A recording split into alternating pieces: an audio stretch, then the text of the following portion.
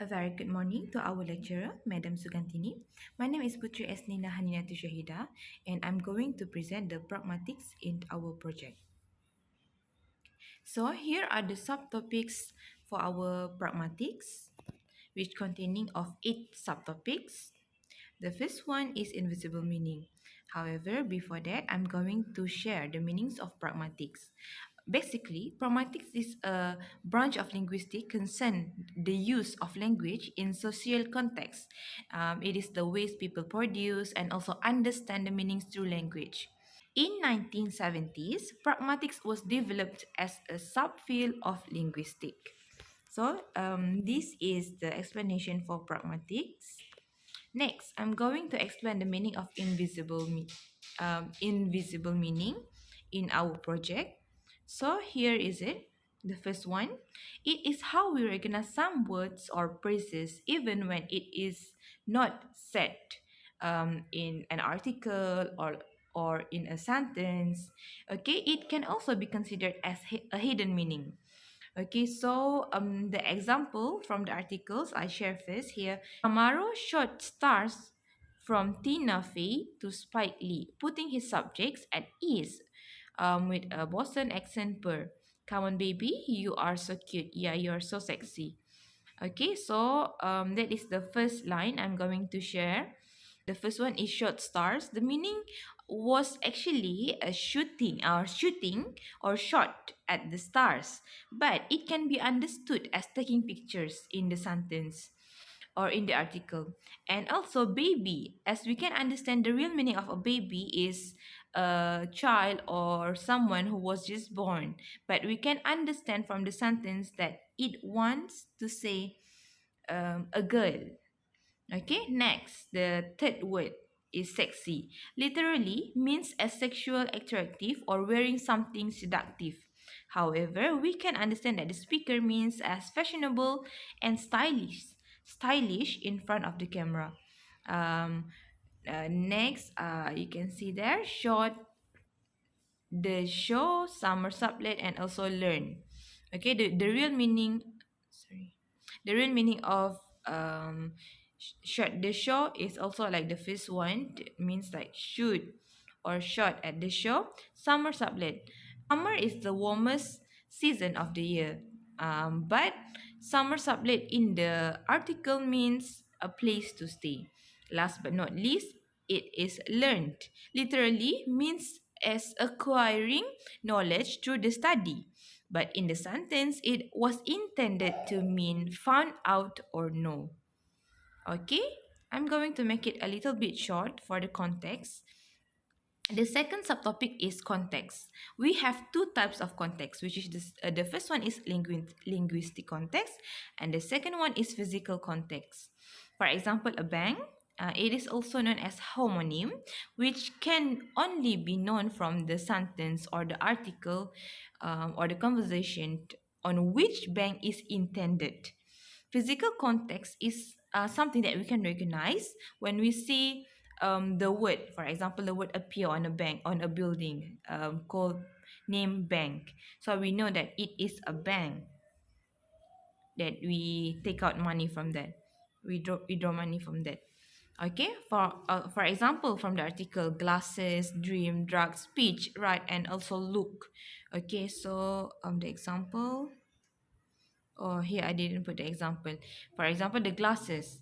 If we if we want to understand, we have to see the sentence first. In the article, it say Tamaro take out his glasses. So what kind of glasses? But if we read the full sentences, only then we know that the glasses means here is the spectacles. Next one is Dexis. We have a person, time, and also place. It is used to point out time, person, or place. Okay, so example from the article, we got him, them, they, letter, before, and also high ceiling. Next, reference and inference. Reference is the word used to identify something, and inference is additional info to connect to what must be meant. From what we get from the article is subjects, this furniture, this dazzling white, and also the apartment's owner.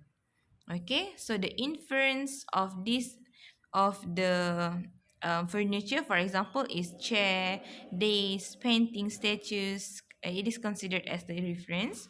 Meanwhile, the walls, floor, furniture, it is considered as the inference for the dazzling white. Next, we got anaphora and antecedent. It is a referring term. The pronoun usually becomes the anaphora when it refers to the antecedent in a sentence. Okay, I'll give the example in the article from the article. I love your image and so and it's mine now. Okay, so it's is the anaphora for the antecedent, which is image of so and so.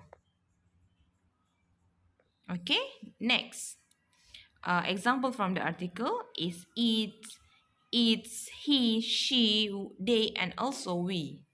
Next, moving to the presupposition.